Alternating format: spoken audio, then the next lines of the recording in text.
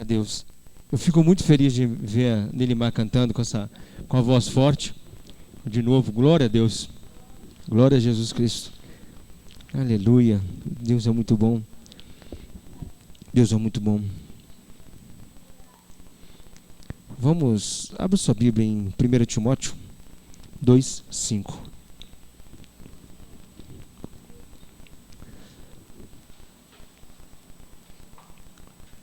1 Timóteo 2:5.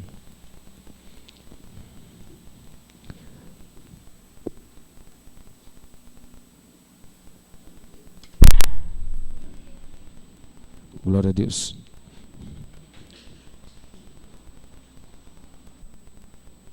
Diz assim: porque há um só Deus e um só mediador entre Deus e os homens, Cristo Jesus, homem, o qual se deu a si mesmo em resgate por todos, para servir de testemunho ao seu tempo. Para que o que? Digo a verdade não muito, eu fui constituído pregador e apóstolo, mestre dos gentios e fé na verdade.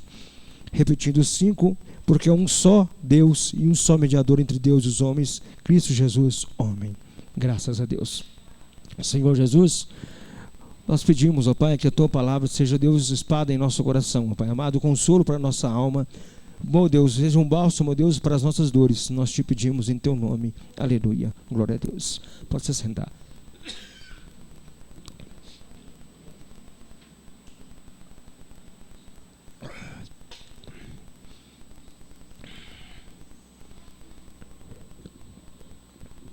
A fé cristã, a fé do cristão, do Evangelho,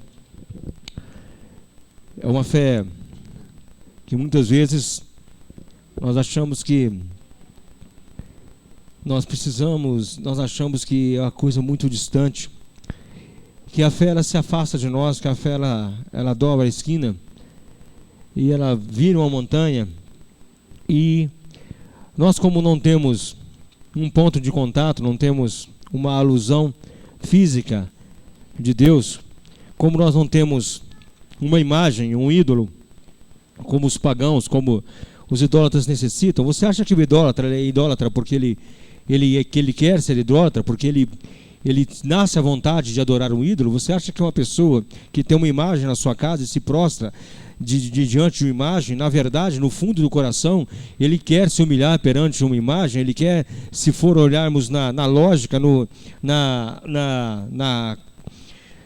na imagem bem crua, na situação crua, você vai ver um ser humano se ajoelhando na frente de um pedaço de gesso, ou num pedaço de madeira, ou num pedaço de barro, de um pedaço de alguma coisa moldada pelo próprio homem, ou que não seja isso, muitas vezes a figura de um homem, ou figura de animal, ou até mesmo o pessoal do Seixonoye coloca lá uns rolinhos de papel lá e se adora aquele rolinho de papel como se fosse Deus. Você não acha que é muito ridículo um ser humano fazer isso? Muito ridículo ele se associar à sua vida, o seu destino a um pedaço de matéria inanimada que traz uma ideia de um ser supremo, que traz uma ideia de seres supremos, como os santos da Igreja Católica, como os santos da Umbanda, os Exus, os caboclos, os guias e o diabo A4 da unção de Umbanda. Você acha que não é muito ridículo um ser humano fazer isso? Você acha que no fundo ele, um idólatra um dia não parou para pensar se é aquilo mesmo que é o certo? Muitas vezes não pararam nunca, acham mesmo que aquilo é o certo, que o homem foi feito para se dobrar diante de outro superior. Isso, ele dobra diante do superior e coloca uma coisa inferior, uma matéria inanimada como superior a ele. Coloca lá uma senhora parecida como superior a ele. Um pedaço de gesso, e o padre levanta, o padre benze, o padre aponta, eis Deus, eis aí o nosso Deus, aponta para o crucifixo lá, um Jesus crucificado, eis aí o nosso Deus. Eles não conseguem enxergar além do crucifixo, não conseguem enxergar além daquela cruz, além daquela imagem. Na verdade, os olhos dele param naquilo e não vão mais além, param naquilo, acha que aquilo ali. Quem aqui já foi católico mesmo, adorou uma imagem, devoto de um santo, de no dia do santo fazer festa, e fazer promessa, e fazer aqui? Quem já fez isso? Não consegue ver além daquilo, além daquele santo. E muitas vezes se coloca, o santo é daquela igreja ali, né? A igreja de São Judas Tadeu tem a igreja certa, né? A igreja de São Judas Tadeu tem que ser lá, naquele lugar. Não consegue transcender além da imagem, não consegue entender além da imagem, não conseguem transcenderam em querer enxergar a Deus além daquilo. Acham que Deus se resume naquilo. Deus se resume numa veste preta, se resume numa coroa, com o pezinho na cabeça dos anjos, ou se resume num preto velho, de cabelo branco, barba branca, cachimbo na boca. Ou Deus se resume na figura do pastor, do líder religioso ou do padre. Deus se resume naquilo ali é Deus. Além daquele não tem Deus, além daquilo não tem Deus. São os ídolos construídos pela irrazão humana, pela falta de razão, pela falta de conhecimento. Porque até conhecedores da palavra elegem para si ícones, símbolos, achando que aquilo ali é o dom supremo de Deus, é o espelho de Deus. Deus não fala além daquilo ali. E muitas vezes nós também elegemos ídolos, os homens elegem ídolos que não existem.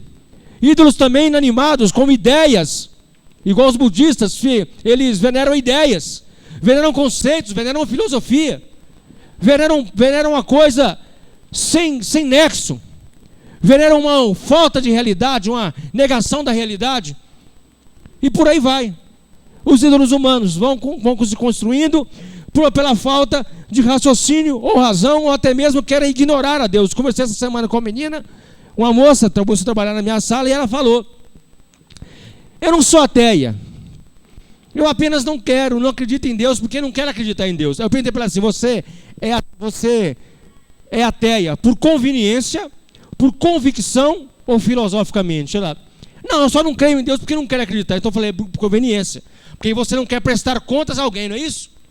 É isso mesmo. Eu falei: pois é, ateu de conveniência, não quero prestar conta, vamos ignorar a Deus. Vamos ignorar a Deus, vamos viver conforme a nossa cabeça. A maioria do mundo vive assim. A maioria do mundo vive desse jeito. Vamos ignorar a Deus, porque eu ignorando, eu não me preocupo com Ele, Ele não preocupa comigo.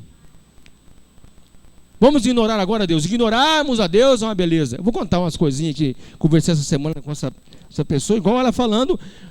Outra coisa, o Estado é laico. Não sei para que no tomar clandestino online, não sei para que tem que ter uma crucifixo, por exemplo, num tribunal. Eu falei: no tribunal não tem crucifixo, no tribunal tem um crucificado, Jesus crucificado. No tribunal não tem a cruz vazia, tem a cruz cheia. E o símbolo não é religioso, que significa que nunca mais se faça uma injustiça com o inocente, como fizeram com Jesus. Ah, que lindo! Eu falei: pois é, você tem que estudar mais, você tem que ler, tem que saber. Não está ali como, apesar de o cristianismo resumir-se em Jesus, resumir-se em Cristo, até no meio laico se referem a Jesus. Até onde há a laicidade, isso é, a religião não entra, se referem a Jesus. A importância de Cristo não é apenas religiosa, a importância histórica, a importância exemplar, a importância do que fizeram, seja no direito, seja na religião, onde e retomam Jesus como uma referência. Ateus falam: mas nem Jesus agradou todo mundo.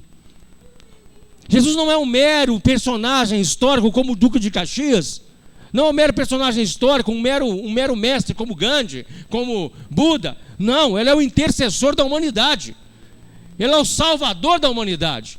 Ele não foi apenas um personagem que apareceu e bonitinho, como que ele cruzou a história e aí fizeram músicas por ele, fizeram odes, né? Os grandes trovadores da história fizeram odes a Jesus, fizeram músicas para Jesus.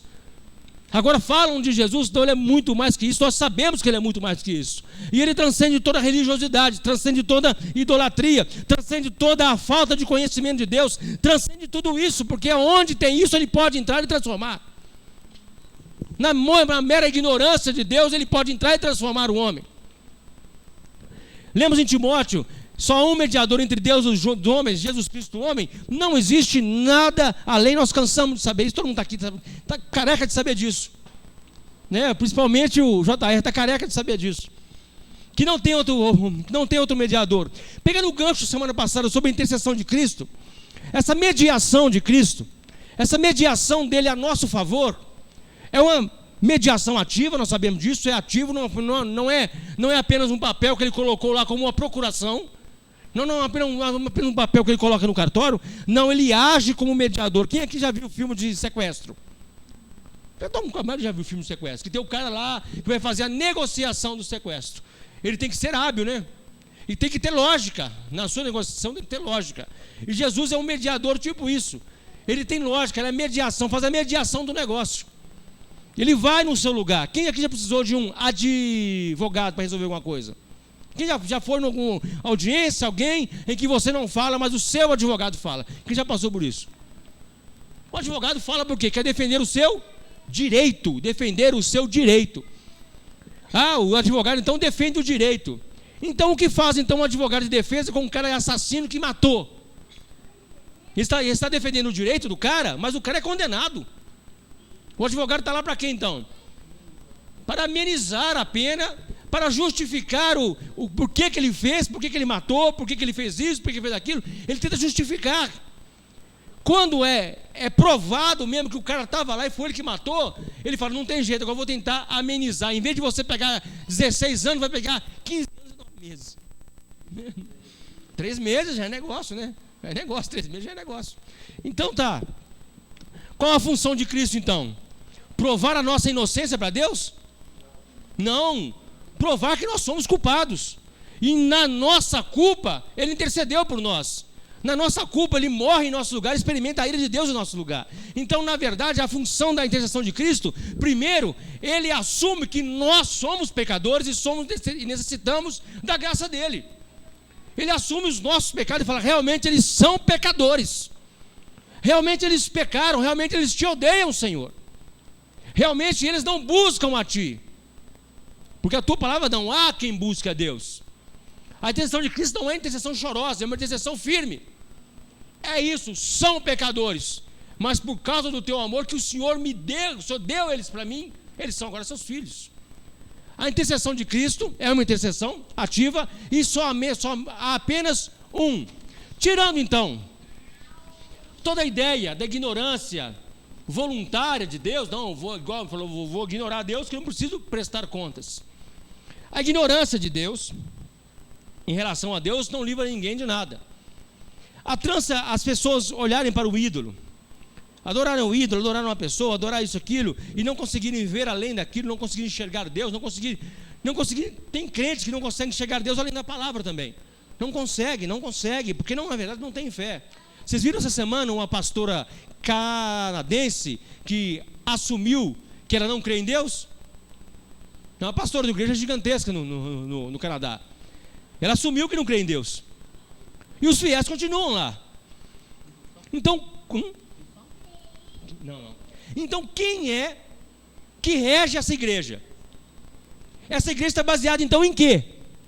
Se o líder assume que não crê em Deus, mas ela continua com os seguidores, baseado inteiramente no homem, e nenhum deles conseguiu enxergar Deus através dela, não conseguiu ver Deus além dela, e não conseguiram ter discernimento de quem é Deus.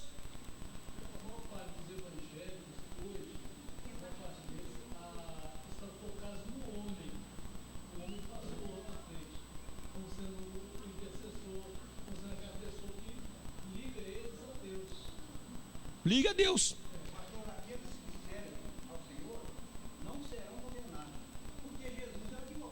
É advogado. Nenhuma condenação há para aqueles que estão em Cristo Jesus. Romanos 8:1. Só para quem serve a Cristo, que não anda segundo a carne, mas segundo o Espírito. Romanos 8:1, parte B. Não é bem assim não. Então vamos lá. Então a intercessão de Cristo, vamos colocar a intercessão de Cristo então num patamar mais alto. Vamos botar ela nessa altura aqui, ó. Essa altura da coluna aqui, a intercessão de Cristo. Acima do homem.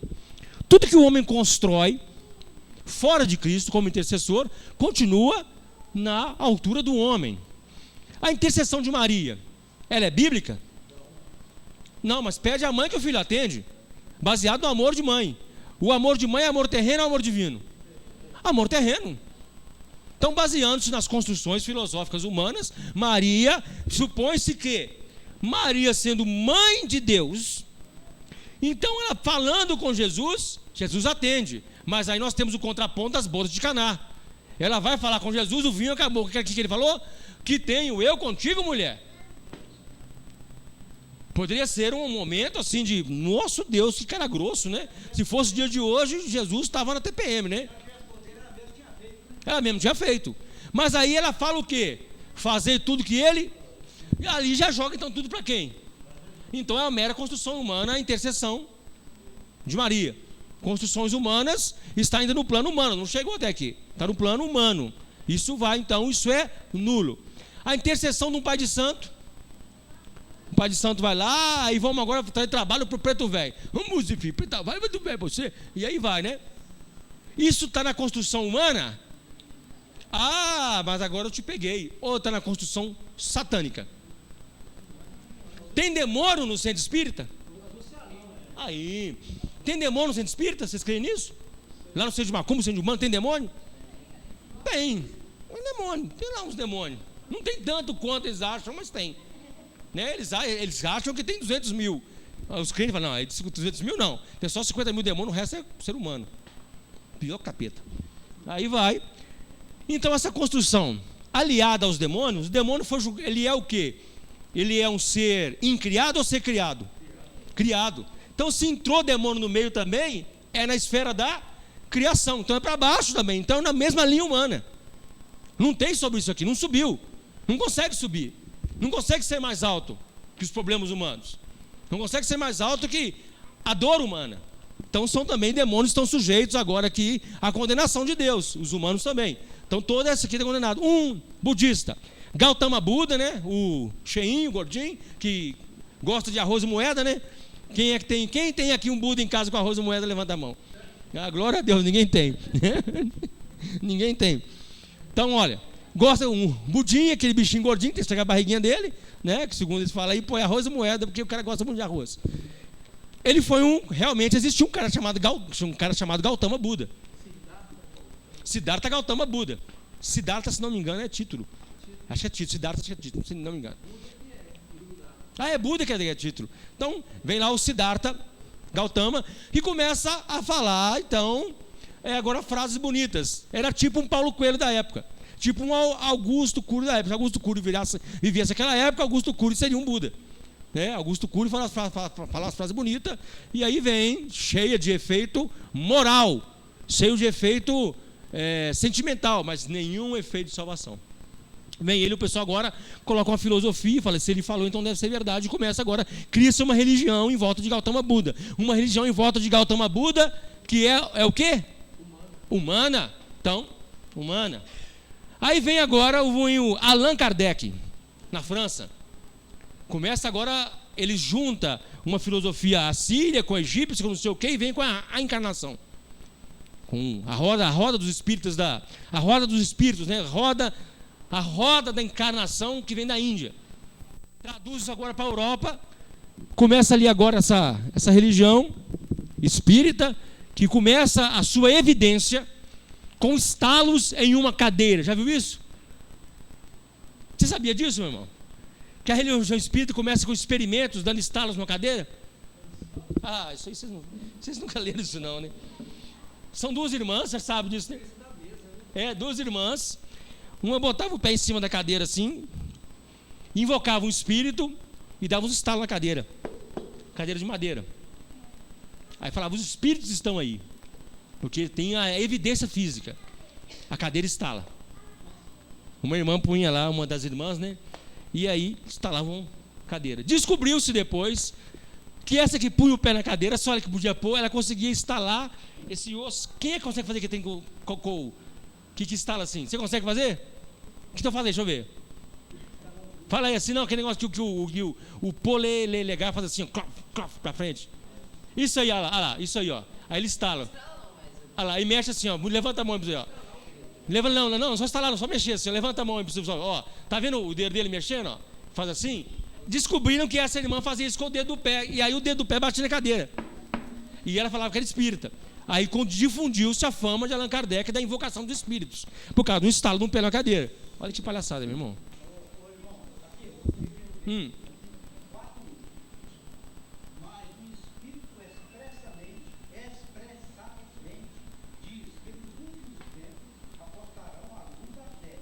Devido a espíritos enganadores, demônios, doutrinas de demônios. Aí começa a fama, e aí vai. Chega no Brasil, vem um rapaz aqui de Pedro Leopoldo, né? É Pedro Leopoldo? Trabalhei em Pedro Leopoldo, é Pedro Leopoldo. Chega o Chico Xavier. E arrasta multidões. Não, depois eu mudo para Uberaba. Eu começo em Pedro Leopoldo. Depois eu mudo para Uberaba. Lá, porque Uberaba tem um centro. Tem mais clientes, né, rapaz? Não, começou. Aí começou ali. Aí começa aquela curriola toda. Quem já leu a experiência da pessoal da revista O Cruzeiro, que fizeram com o Chico Xavier nos anos 60? Depois vocês procuram entrevista, pesquisa com Chico Xavier na revista O Cruzeiro.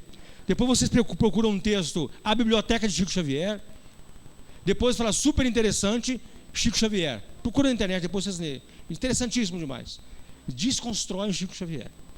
Começa o cara trazendo romances espíritas. Ele começa escrevendo agora poemas parnasianos. Quem não sabe poema parnasiano é bem básico. Quem escreve poema aqui? Tem alguém que escreve poema? Parnasiano, poema bem básico, né? Bem choroso. Depois ele muda para casa do médico, o médico tem a maior biblioteca da América Latina, particular, e começa a escrever outros livros. Tudo plágio da biblioteca do cara. Estou falando com crente aqui, não estou falando com o espírito, falando a mesma coisa também. Ele começa a ter uma grande produção literária, baseado na biblioteca do médico. Esqueça o nome do médico. Procure o nome do médico, o amigo Chico Xavier. Eles brigaram depois, a Chico Xavier teve que sair, não teve mais acesso a livro, voltou a escrever poema parnasiano, porque ele não tinha o dom de escrever. Isso vai assim, grande engano, e por aí Chico Xavier, e a multidão vai atrás de quem? Do ícone Chico Xavier, e em volta dele começa a florescer outros espíritos, né? Começam a florescer outras práticas. Presta atenção. Cirurgias espirituais. Quem já viu cirurgias espirituais? Que ele enfia a faca assim dentro do olho do cara. Como é que chama aquele cara lá de Goiás? João de Deus de Goiás. Vem aquele médico, Dr. Fritz, e começa a proliferar isso. Não, Dr. Fritz não manifesta esses demônios. Mas é um engano. Estou falando da mexida com isso. Porque eles invocam. Por quê? Quem é que foi lá na pitonisa de Endor? Quem foi? Saul, não foi? Foi invocar um espírito, foi? Quem apareceu para ele?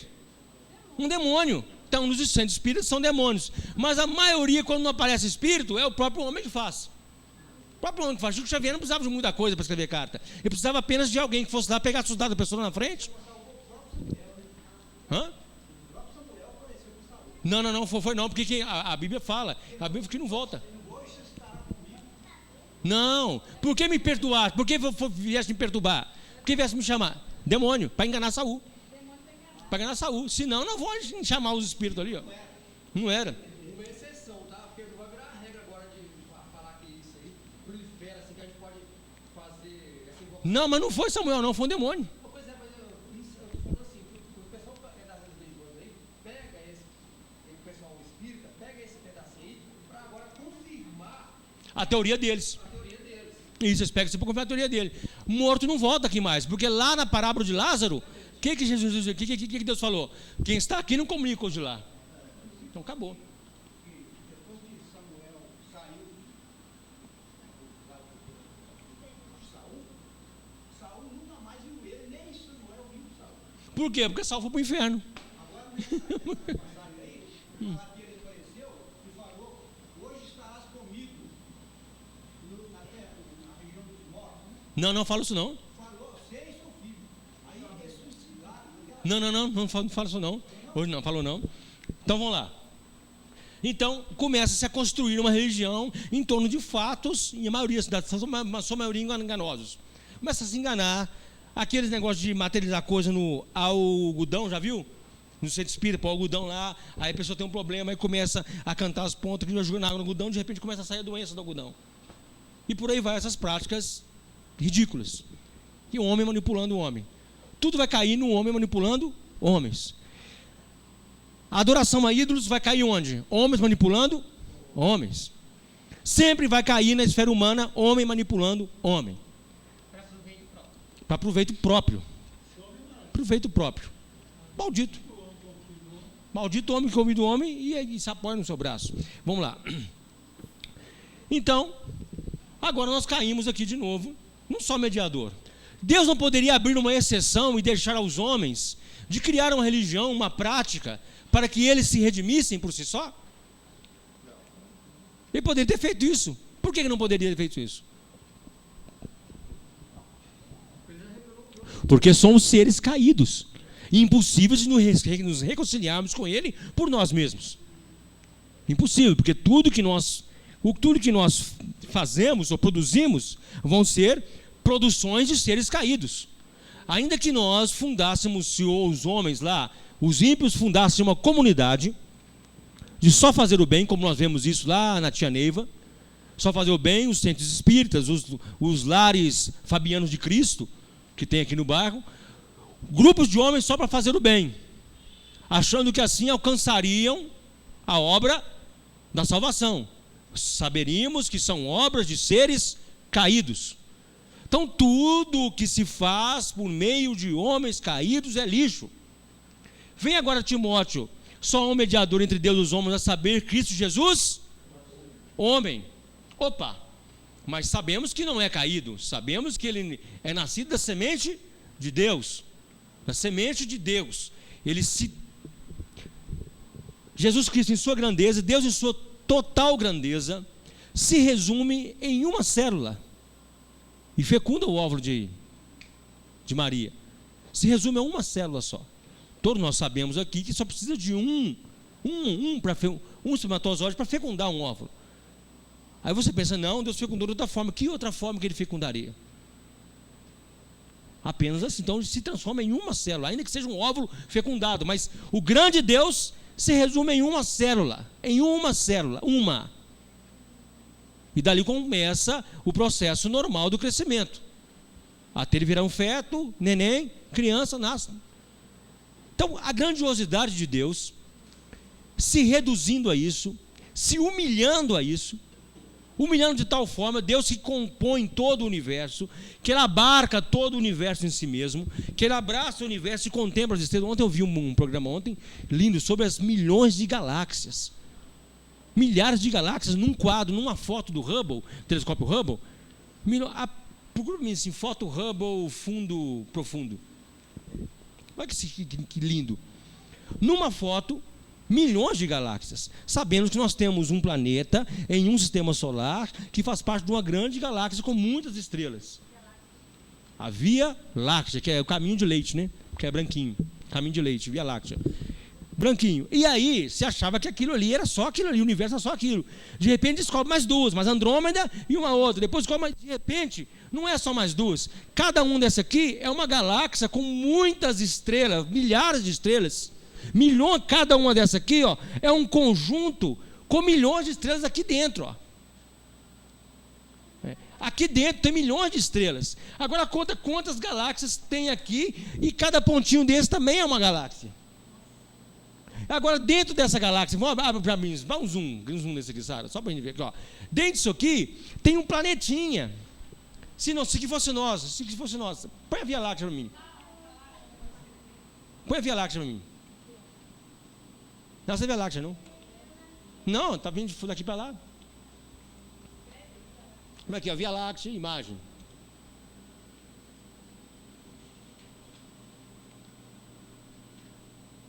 Lembrando que Deus está aqui, ó. Deus vê isso tudo assim, como, que bonitinho que eu fiz. Olha uma galáxia aqui, ó, que lindo, olha aqui. Deixa eu abrir mais para ver, deixa eu abrir. Aí, olha, a gente fecha tudo.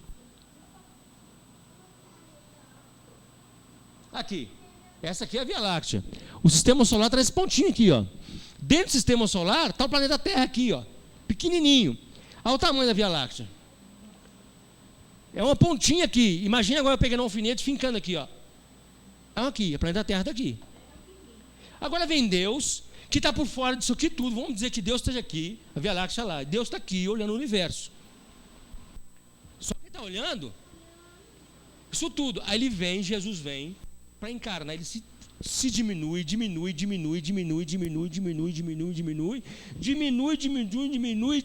para caber dentro de um óvulo.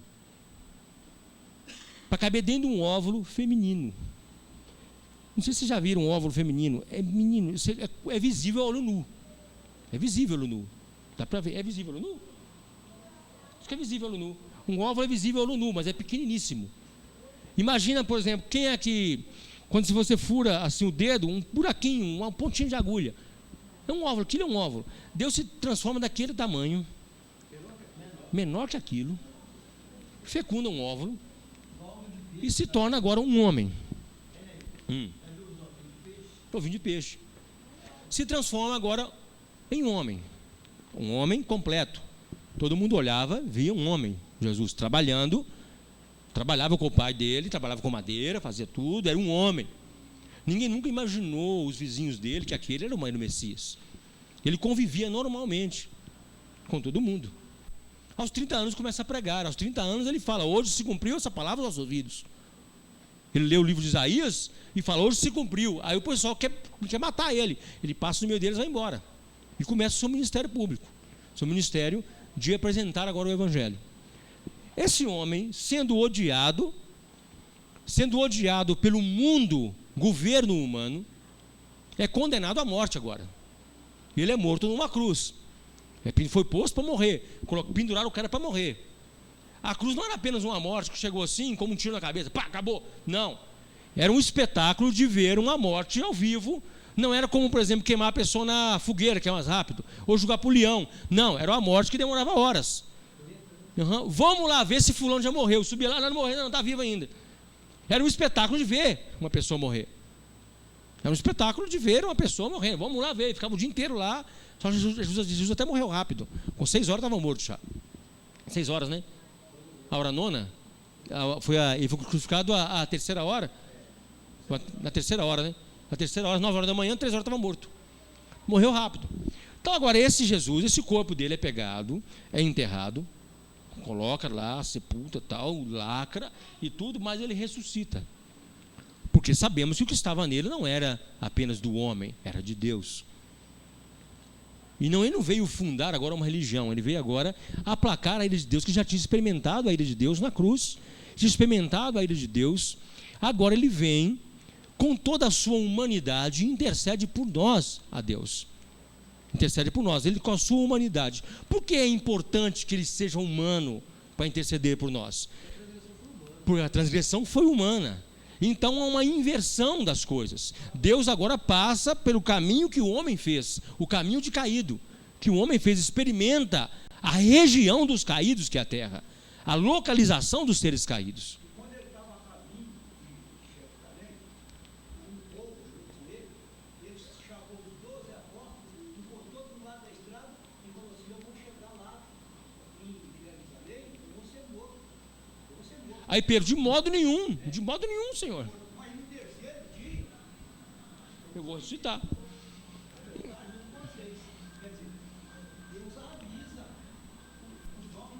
Avisou os homens, avisou todo. Então, trazendo essa trajetória de Cristo, sabendo que ele vem, ele é Deus, vem da eternidade, desce ao plano humano, morre como homem e volta agora com o status, mesmo status de Deus, porque ele se ressuscita a si mesmo. Nenhum homem fez isso. Nenhum homem se ressuscitou. Nenhum homem se ressuscitou-se. Nenhum homem fez isso, apenas Jesus Cristo. Então dá para ele a autoridade de interceder por nós, porque ele experimentou agora ser criação. Ele experimentou o status de passar pelo status de criação. Condição humana. Nenhum outro fez isso. Nenhum outro desceu e subiu. Nenhum outro veio e voltou. Então toda religião, crença humana passa por esse equívoco. Todos são homens, seres caídos que estão produzindo obras caídas. Mesmo plano humano. A doutrina espírita nunca terá. Deus. Toda religião, a religião espírita passa por homens caídos que se envolvem com anjos caídos. Homens caídos que se envolvem com anjos caídos. A Umbanda, homens caídos que se envolvem com anjos caídos. A adoração a ídolos, o que Paulo fala atrás de um ídolo a um? Então são homens caídos que se envolvem com anjos caídos, com a pior parte da criação, que são os demônios. O homem não é a pior parte da criação, a pior parte da criação terrena, Mas da criação geral de Deus, os demônios são as piores partes, porque para eles não tem perdão, para eles não tem salvação, para eles não tem nada, a condenação está posta e ponto final. Para nós, homens caídos, ainda há o quê? A chance de sermos salvos. Agora os homens caem tão baixo, a ponto de se envolverem com demônios e tratar demônio como cultura, ou como mito, um mito que não existe. Mas demônios existem e não são mitos, são reais. Não são mitos. Quem se associa com demônios, se associando com anjos caídos, e vai ter o mesmo fim dele, não tem jeito. Não há jeito de se envolver e sair incólume com as hostes espirituais, seja hostes espirituais do bem ou do mal. Quem se envolve com as hostes espirituais do bem, alcança muitas vezes a salvação, o conhecimento de Deus. Quem se envolve com hostes espirituais do mal, vai experimentar o quê? Demonologicamente, demônios. Não há incolumidade nisso, você não sai incólume, você não sai livre disso. Quanto mais a pessoa se envolve, vai se envolver mais. Fica pior, é como uma gelatina. Você vai afundando, afundando, afundando, até fazer parte da gelatina. Não há maneira de achar, eu não acredito, eu posso me envolver. Não há maneira de fazer isso. A minha falta de crença nisso não vai anular as forças. A falta da fé em Deus, eu não quero crer em Deus. Anula as forças de Deus? Anula o juízo de Deus? Anula a ira de Deus? Anula o tribunal do Cordeiro? Anula o trono branco? Não anula. Eu achar que demônio não é assim, anula as potestades das trevas? Anula o inferno, anula toda a condenação de Deus sobre eles? Não anula.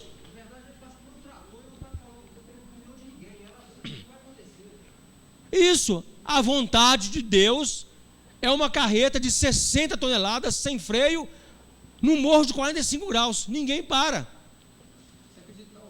Acreditando no problema, acreditando ou não. E outra, a buzina está aberta e o farol piscando. Acreditando ou não, ela está vindo. E vai passar por cima. A vontade de Deus é imparável. Os decretos são imparáveis. Os decretos de Deus não é que Deus está decretando sobre a sua vida especificamente, não, sobre a vida do ímpio especificamente. Não. O que Jesus falou? O mundo, não vim para condenar o mundo, mas o quê? Porque o mundo já está condenado. A ânsia humana de procurar satisfação, a ânsia humana de procurar alento, vai sempre existir.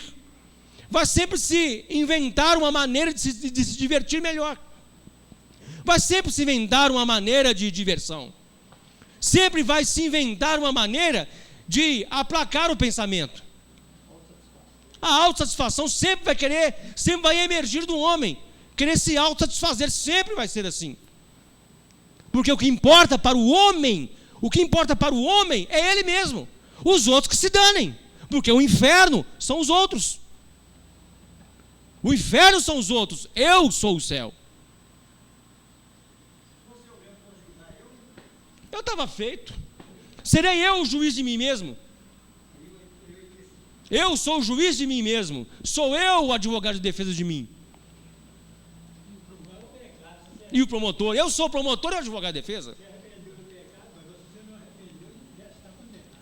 Então, aí o arrependimento, o ato de arrepender, é o ato do homem chegar na encruzilhada da vida, chegar na verdade na tábua da beirada da vida, e ver que não há mais jeito, não há mais solução, sem Deus. É uma encruzilhada em que nós experimentamos sozinhos. Em que a vida chega num esbarro, você esbarra na vida, e você sabe que a sua vida não vai continuar se você não mudar os passos. Você sabe que a sua vida não vai para frente, não irá continuar a sua vida será anulada se você não fazer um retorno. Porque na verdade a sua vida, a vida do homem, é um beco sem saída. E essa contestação é a ação de Deus a seu favor. Então, quando nós tomamos consciência da ação de Deus, nós damos glória a Ele, porque sem Ele nós continuaríamos na encruzilhada da vida, na estrada escura, em qualquer analogia que você quiser fazer, ou até mesmo na estrada cor-de-rosa, cheia de florzinhas brancas e borboletas, mas no final são morcegos e espinhos. Há caminhos que para o homem parecem caminhos de vida, mas no final são caminhos de morte. Provérbios.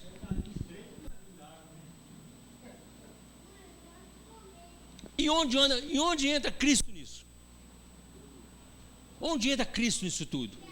Na intercessão ativa durante toda a sua vida, para aqueles que são chamados desde a fundação do mundo. O trabalho ativo de Cristo.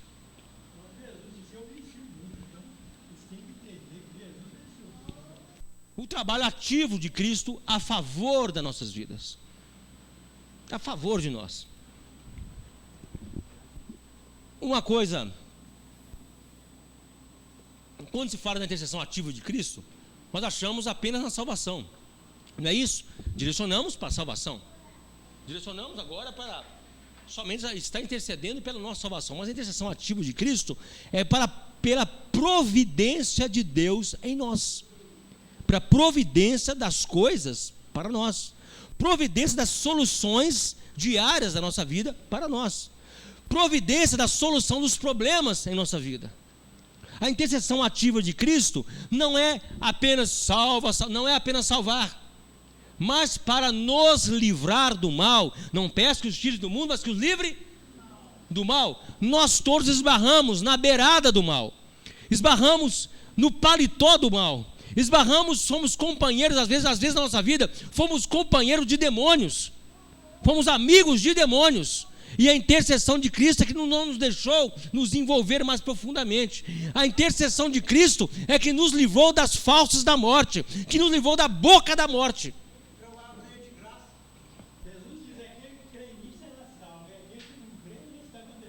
Está condenado. Já está condenado. Então vamos lá. Dentro dessa obra de Cristo, nós temos a providência, as ações providenciais do nosso dia a dia.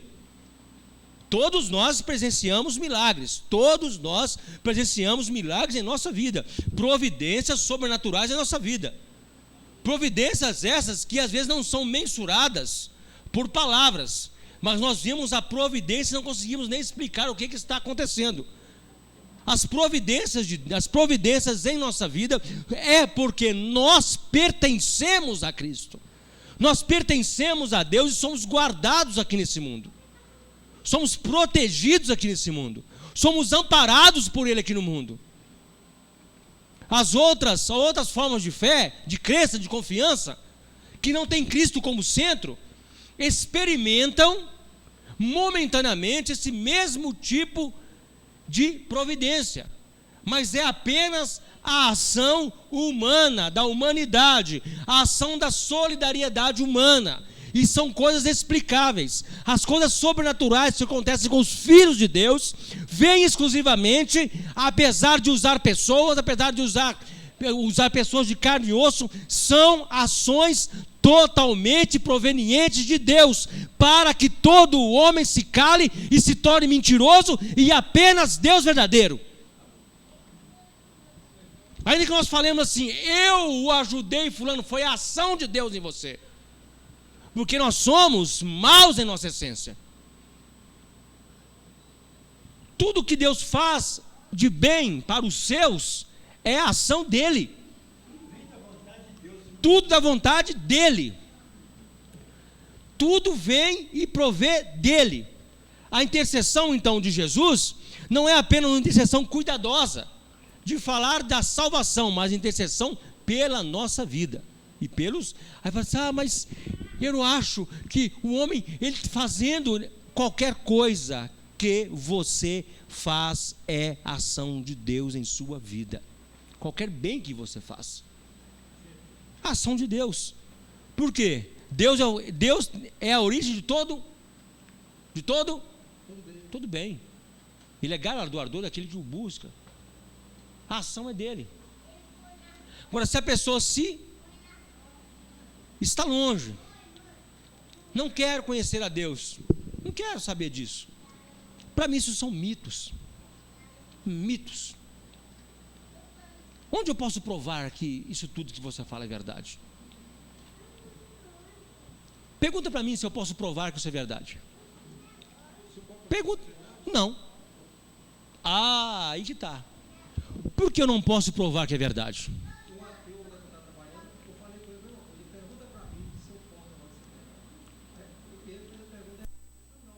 Não. Quem pode provar para você é o próprio Deus, meu amigo. Se você falar com alguém que pode provar isso, você é mentiroso. Quem prova para ele? Quem prova que Deus existe? Sou eu que provo? Quem prova que ele próprio existe? Quem prova que Deus existe, irmão? Eu posso provar para você? Eu posso enfiar na sua cabeça que Deus existe? Chega um ateu aqui, eu vou enfiar na cabeça dele que Deus existe? Quem é que vai colocar no coração dele a existência? O próprio Deus. O próprio Deus. O próprio Deus faz isso. Por que ele faz isso? Porque Cristo intercede por nós. Cristo intercede por nós. Toda ação e reação provém disso. Toda ação e reação para a salvação do homem vem da intercessão de Jesus.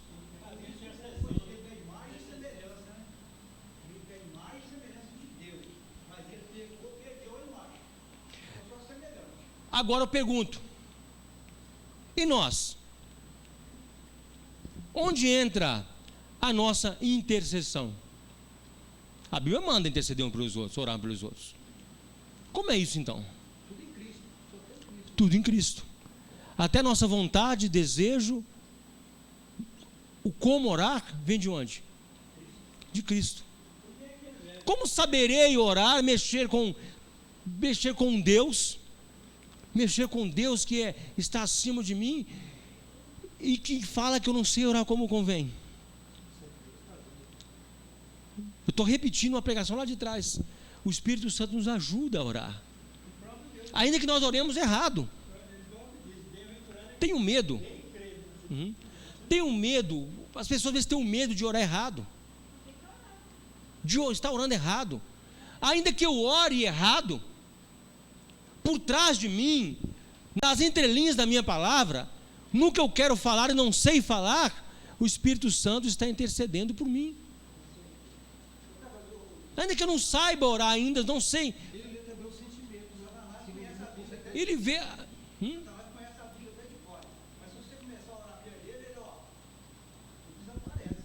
Na verdade ele não pode fazer nada, ele está longe. Então, ainda que nós oremos achando que estão orando certo, mas na verdade não é essa a vontade de Deus, quem é que vai alinhar a nossa oração com a vontade de Deus, ou falar assim, ou nos dar o consolo que Deus está ouvindo na nossa oração? O Espírito Santo de Deus. O Espírito Santo nos ajuda a orar. É o nosso penhor. É o nosso penhor. Que adora em espírito e verdade. Uma oração, uma intercessão eloquente, cheia de firulas, nós falamos para nos agradar até, ou até nos humilhar diante de Deus. Reconhecemos o nosso lugar diante de Deus, cheio de respeitosidade com Deus. Mas muitas vezes nós oramos e rodeamos em volta de um assunto, e na verdade o Espírito Santo sabe que não é aquilo o nosso problema. Quem já foi no psicólogo aqui? Quem já foi, passou por um psicólogo? Um psiquiatra? A gente acha que é uma coisa, né? Quando chega lá é outra. É outra. Outra coisa diferente. Não, é legal, é legal. Você chega achando que o problema é outro e fala assim, não, o problema não é esse, meu amigo, o problema é esse. O Espírito Santo faz isso com nós. Senhor, o problema é esse. O Espírito Santo, não é esse o problema. O problema é esse. Espera, continua orando na sua ignorância, no jeito que você está orando, mas eu estou resolvendo para você. Nós temos então o mesmo Deus, Jesus e o Espírito Santo, e Deus é o mesmo? Nós temos o Espírito Santo em nós intercedendo, e temos o próprio Jesus intercedendo para Deus. Então nós temos Deus trabalhando a nosso favor, ainda que nós não saibamos nem o que estamos fazendo. Ainda nós não sabemos, estamos trocando os pés pelas mãos, estamos tentando resolver a coisa da nossa força, mas Deus está no controle e não perdeu o controle de nada. O que isso traz? Para que nós temos com isso então? Nos traz o que? Confiança, que ainda que eu esteja desesperado, esteja achando que Deus não está agindo, que Deus largou o negócio de mão, e que agora eu tenho que pegar no chifre do boi, porque agora eu estou vendo a coisa desengolar, porque eu tenho que agarrar, eu tenho que segurar. Eu falo, não, peraí, Deus ainda está no controle. Ainda que eu não faça, que eu não veja o agir, que eu não veja do jeito que eu quero, mas Ele está no controle de tudo, e a sua misericórdia dura para sempre. Então na verdade, Senhor, então me deixa ver como são essas coisas, me deixa ver como é essa atuação então, porque no meu desespero eu vou acabar fazendo uma porcaria, eu vou acabar trocando os pés pelas mãos. Então me dá paz no coração. O que a Bíblia fala? A paz seja o árbitro no vosso coração. A paz decide tudo. O tempo de Deus, o time, não o cronos humano, mas o kairos, o tempo de Deus. O tempo da eternidade. Porque Jesus não está morto. O Espírito Santo está ativo. Então nós temos Deus cuidando de todo o universo, olhando tudo, meu amigo. Nós temos Jesus intercedendo por mim, e tem o Espírito Santo em mim.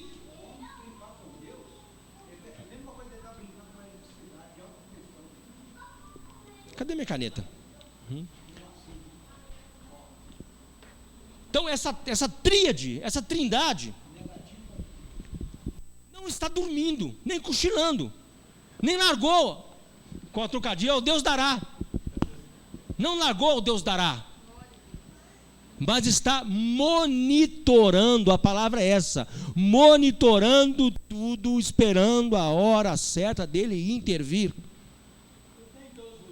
olhando a hora certa da sua intervenção. E quando ele intervém, é impossível do homem resistir ou dizer não, porque agora já não é mais na esfera humana.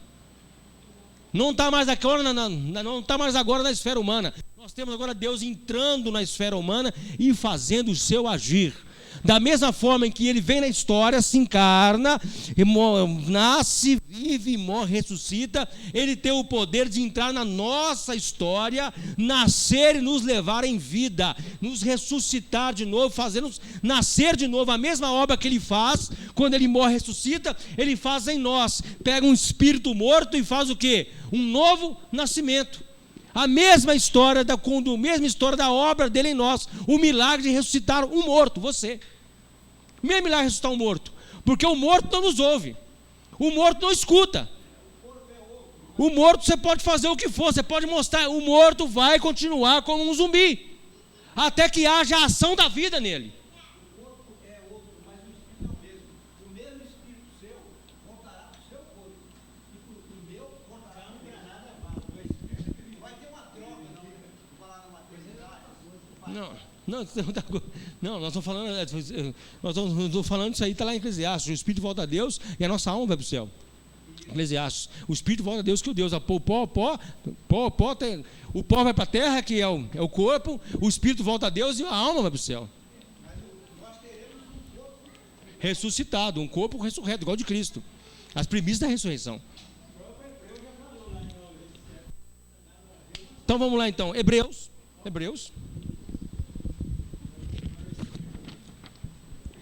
9:15, Hebreus 8:6. Alguém abre em Hebreus 8:6, outro abre em 9:15, outro abre em 12:24. Hebreus 8:6, Hebreus 9:15, Hebreus 12:24. Mas agora alcançou ele ministério tanto mais excelente, quanto é mediador de uma melhor aliança que está confirmada em melhores promessas. Quem é o tão melhor mediador? Já para encerrar, Jesus é o melhor mediador, porque não tem outra coisa, não tem outro. É impossível ter outro. 9:15. E por isso é mediador do Novo Testamento, para que, intervindo a morte, para a remissão das transgressões que havia debaixo do primeiro testamento, os chamados recebam a promessa da herança eterna. Por isso, no Novo Testamento, debaixo do primeiro testamento, os chamados recebam a promessa da herança eterna. Então a atitude dele de interceder, qual que é a função disso tudo? Cuidar de nós, zelar pela nossa vida e nos receber na glória, por meio da promessa da herança eterna. Ah, mas isso é muito vago. Vamos lá, outro, mais um.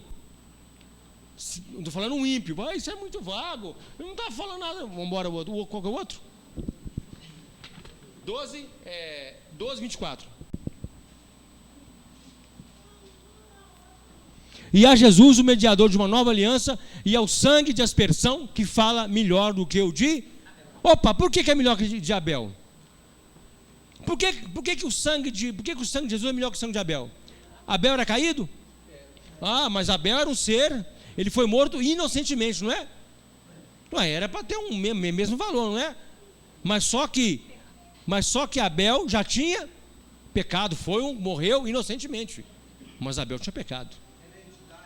Já tinha e carregava em si o pecado. Jesus Cristo não tem pecado em si. Por que o sangue dele é mais inocente do que o sangue de Abel? Porque o sangue de Jesus é mais inocente do que aquelas crianças que Herodes mandou matar. Que nunca pecou, e outra herança divina, e carregava em si a semente divina. Vamos lá então.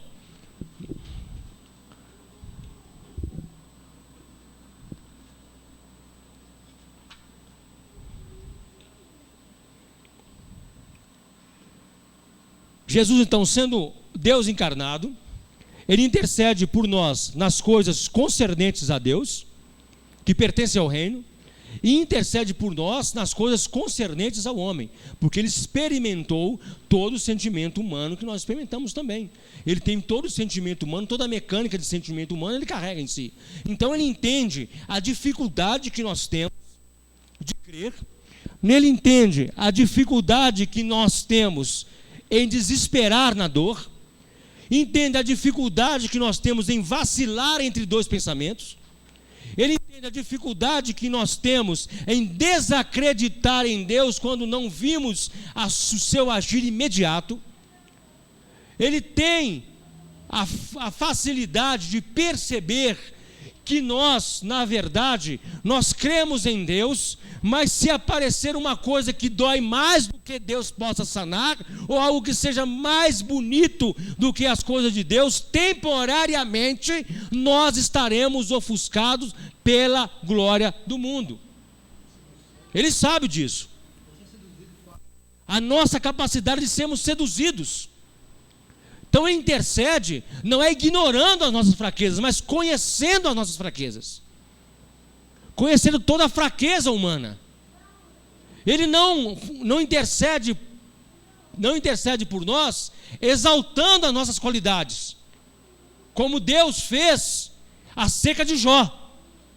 Quando Deus fala com Satanás acerca de Jó, ele enaltece as qualidades de Jó.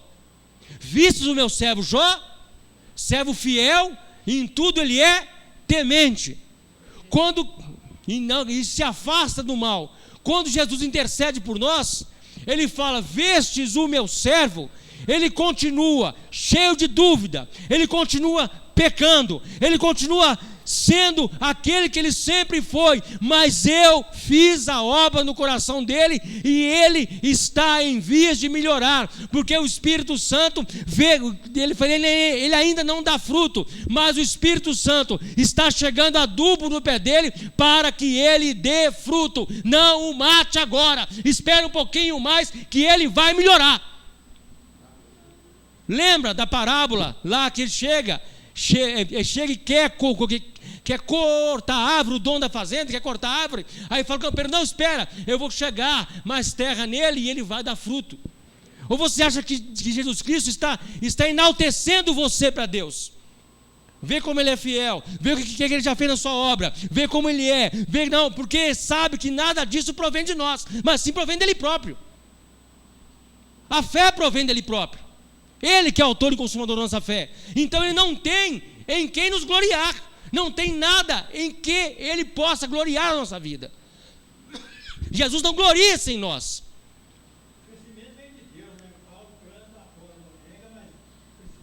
Jesus não pode juntar a sua igreja e falar: olha, meu Pai, a igreja de santos que eu tenho. Nunca Ele pode fazer isso. Porque a justificação, a santidade veio dEle. Ele fala: veja a igreja que eu santifiquei. Veja a igreja que eu salvei. Veja a obra que eu fiz na terra. Ele verá o fruto do seu trabalho e ficará o fruto do seu trabalho, o trabalho dele. O seu penoso trabalho, porque é penoso mexer com essa raça humana. Então a intercessão dele é uma intercessão que lhe traz desgosto. Lógico que traz desgosto. Ou você acha que ele está satisfeito conosco? Pelas casas você vê que não tem jeito. O pau come ali, ó. Dá em Chico e Francisco. Sempre tem um porém. Só uma que não tem, né? Só uma que não tem, só Filadélfia que não tem um porém. E nós queremos exercer a santidade nos outros. A igreja quer exercer a santidade nos outros. Essa é a função humana, né? Esse é o grande mal humano. O inferno são os outros. Descartes, né? Foi Descartes? Acho que foi Descartes.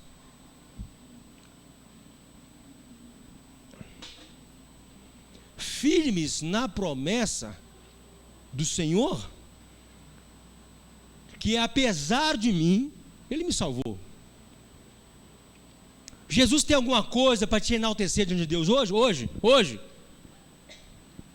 Tem alguma coisa para falar? Deus fala: olha lá o irmão Zé Lucindo, olha que beleza, que bonitinho, o cabelo dele está lindo hoje. Tem que falar uma coisa de nós? Ele pode falar uma coisa de bom de nós? Não tem o que gloriar de nós. Então a intercessão dele não é baseada em nossas obras, mas baseada na obra da cruz, na obra dele, absolutamente dele. E o Espírito Santo intercede por nós com gemidos inexprimíveis, por causa da obra feita por ele em nós. O que a gente pode fazer ainda é nossa obrigação. Não é coisa que a gente possa ser elogiado. Eu falo assim: você não fez mais do que a sua obrigação. A única coisa que nós podemos fazer é reconhecer que nós não somos nada sem ele. Que nós somos nulos diante dele. Na obra da salvação você é uma nulidade. Na obra da salvação você é nulo, meu amigo. Você não fez nada. Ah não, eu criei em Jesus. Não, ele te fez crer, porque ele te deu fé. Está vendo quão nulo nós somos? E quanto esse evangelho da nulidade humana, ele é rejeitado pelo próprio homem. Porque enquanto eu faço as construções humanas, as religiões, todas as construções humanas, eu estou exaltando homens. Quando eu exalto um líder, eu estou exaltando o homem. Deus não tem por inocente Nenhum por inocente. porque ouviu a palavra e não guardou. Né? E Jesus disse para a mulher: ai daquela que estiver grávida no dia. Referindo-se ao ano 70 de Jerusalém, quando Trajano, né? Trajano invadiu? Foi Trajano? Vespasiano. Tito. Todos os pecados foram destruídos da glória de Deus. Então, apesar de que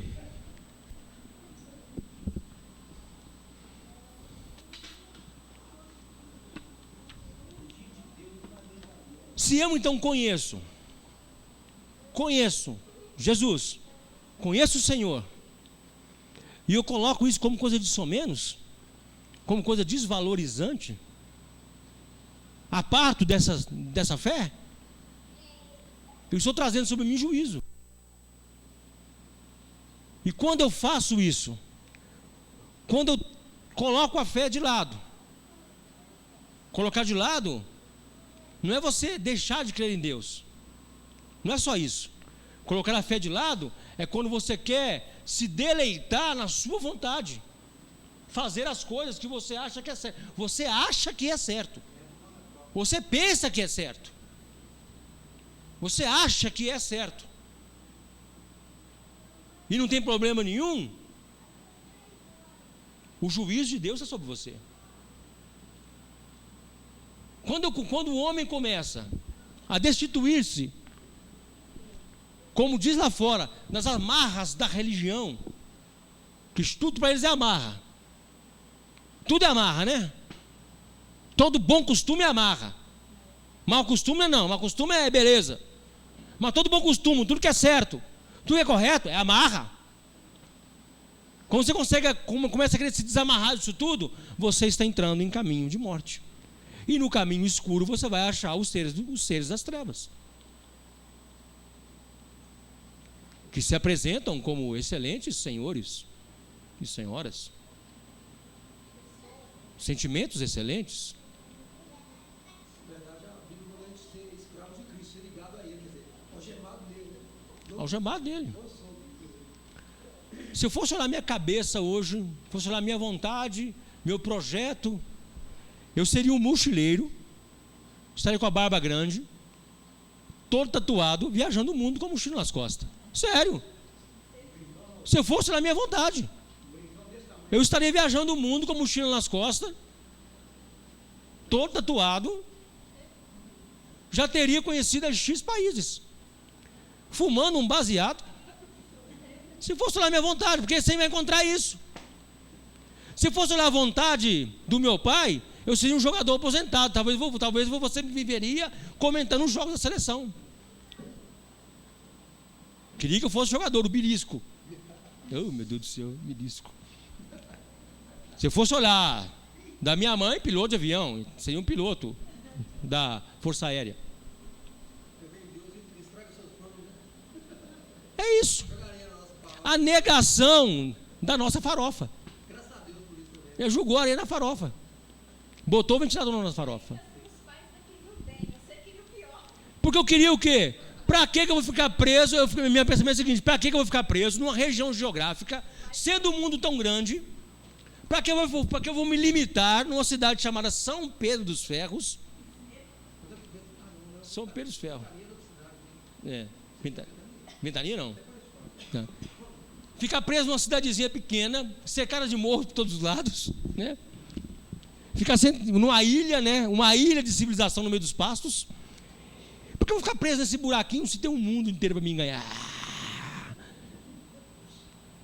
Minha cabeça era essa: depois eu vou embora, vou para Belo Horizonte, de lá eu tomo meu rumo. Tomei o rumo mesmo. Tomo rumo. Meu amigo, viajar ao mundo, eu viajo na glória depois. Tem tempo para isso. Tenho tempo para isso. Ter toda a eternidade para conhecer as galáxias, o universo. Toda a eternidade para ter tempo para fazer isso tudo. A menina falou assim: mas o céu deve ser um lugar muito chato. Deve ser um lugar muito esquisito. Essa ideia de céu, a ideia de céu que te venderam. Te venderam essa ideia de céu. A Bíblia fala que tudo que existe é um reflexo opaco, muito mal feito das coisas que existem na terra ali. Então o céu é muito ruim. Eu falei: não, tudo de bom, minha amiga, tudo de bom, sem a maldição do homem, sem a praga do homem. Deus também, os planos dele da criação é um, mas ele tem planos depois da criação. Já está pronto lá para não receber, ele vai continuar se expandindo. O universo é uma coisa em expansão. O universo de hoje é o mesmo do universo de amanhã. Ele está em expansão. Stephen Hawking. Em expansão. Está sempre crescendo. Agora eu vou ficar preso agora nessa terra? Não, meu amigo, eu quero transcender isso aqui. Por isso que eu sou salvo, por isso que eu amo a salvação. Porque a transcendência, você vai além de ser homem. Vai além dessa carne seca. Você vai além disso aqui. A salvação não é apenas eu vou ser um ser certinho. Não, meu amigo, eu estou de olho lá na frente. Porque eu tenho certeza do de lá na frente. Eu tenho certeza da eternidade.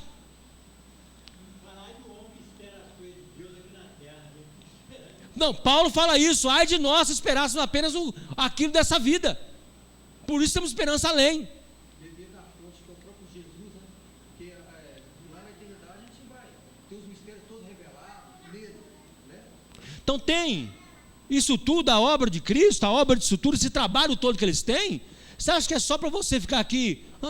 Não. O trabalho da criação, o trabalho da intercessão, da obra de Jesus Tem muita coisa para além disso aqui. E na verdade nós sabemos só isso aqui, a pontinha, meu amigo. A pontinha, o início da história. Estamos no início da história. A sua vida é o início da sua história só. Sua vida inteira aqui na terra é o início da sua história. É apenas o princípiozinho só. É o comecinho só, né, irmão? Olinto, não é? Odilon. Eu imagino um livro de páginas infinitas, a gente está na metade da primeira página e acho que já viu tudo. Nós estamos na introdução, no prefácio do livro. Nós temos ainda 3 bilhões de páginas para ler. A gente está achando que já sabe tudo.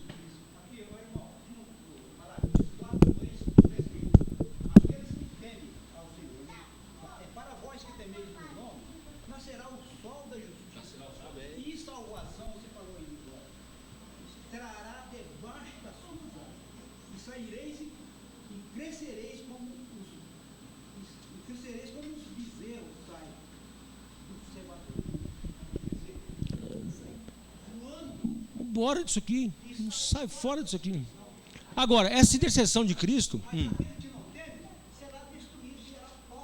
está destruído. Agora, essa intercessão de Cristo vai encerrar um dia. O Espírito Santo interceder por nós, como gemidos por ele, vai encerrar um dia. Não vai mais ser preciso. Você acha que lá no céu vai precisar interceder por nós?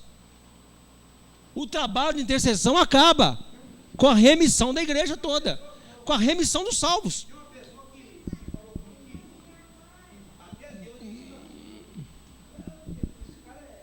Descansou para gente. O termo lá em Apocalipse para a gente entender só. Em Gênesis. Fala que eles não dormitam, o guarda de Israel, não cochila. Deu trabalho demais para ele fazer tudo. Né? Aí eu peguei e falei para ele descansou, mas das obras que ele tinha feito, você não entendeu? O descansar das obras que ele tinha feito, ele parou de fazer. Eles acham que Deus sentou debaixo de uma rede. Não, o descansar que está em Gênesis, isso é, e das suas obras ele descansou. Das suas obras ele parou a criação. Ele encerrou a criação. Ele não deitou debaixo de uma sombra, foi descansar não. Ele encerrou a criação. Jesus disse, meu pai trabalha até agora. Ele só encerrou de criar. Finitou ali criado. Então a obra, a grande obra da intercessão tem o seu final.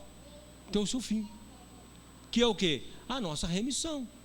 E aí sim, como diz lá em Paulo escreve, ele tornará a congregar em si todas as coisas. Esse desdobramento de vamos fazer a obra, não, agora vai voltar igual Gênesis, façamos o homem, vão tudo em um só. Tornará a congregar em si todas as coisas. Tudo agora pertence a ele de novo.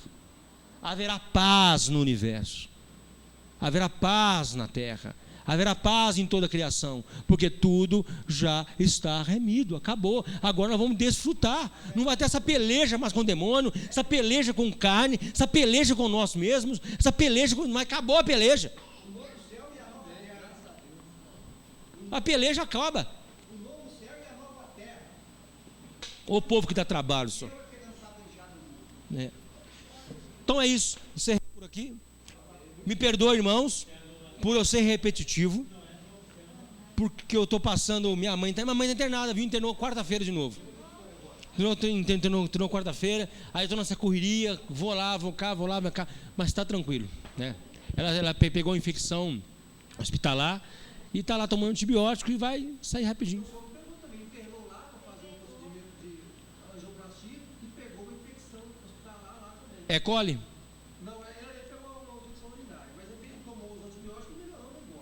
É coli, é mesmo, Escherichia coli, um trem assim.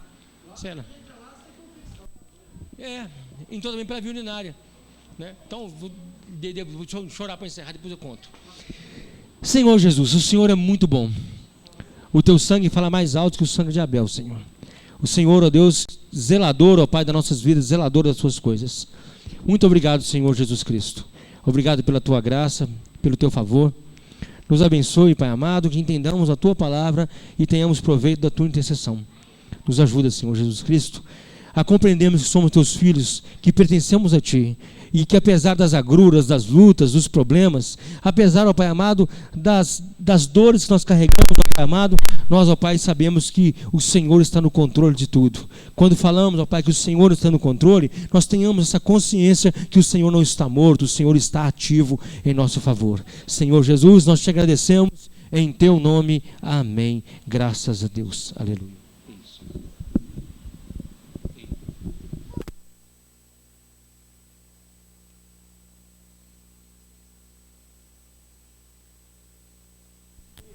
Ei. Tinha um retorno na quarta-feira para ver o resultado da cirurgia. Aí chegou lá, estava saindo pus na sonda. Aí o médico bateu e falou assim: ó, a senhora vai para penetração. O médico falou: olha assim, vai botar penetração agora. Aí botou penetração, tomou antibiótico, aí acharam nela agora a bactéria, trocaram antibiótico. Eu acho que essa semana ela sai lá para sexta-feira, por aí deve sair já. Mas está bem, não está. Na quarta-feira, quando ela foi, ela não estava aguentando andar, estava amarela, muito fraca. Agora está ótimo, está comendo, está falando, está excelente agora, né? Está internada lá ainda e ela deve ter alta quinta ou sexta-feira. São 7 dias de tratamento com antibiótico, né? 7 dias de tratamento. 7 dias e ele vai liberar ela. O médico falou que está tudo bem. Pois é, agora. A irmã Neymar vai cantar um hino. Enquanto a irmã Neymar canta, você pode vir à frente, trazer oferta. Quer cantar em pé? Enquanto a irmã Neymar canta, você pode trazer sua oferta à frente. Depois nós vamos estar orando em nome de Jesus. Aquele que habita no esconderijo do Altíssimo, à sombra do Senhor onipotente descansará. Aquele que habita no esconderijo do Altíssimo, à sombra do Senhor onipotente descansará.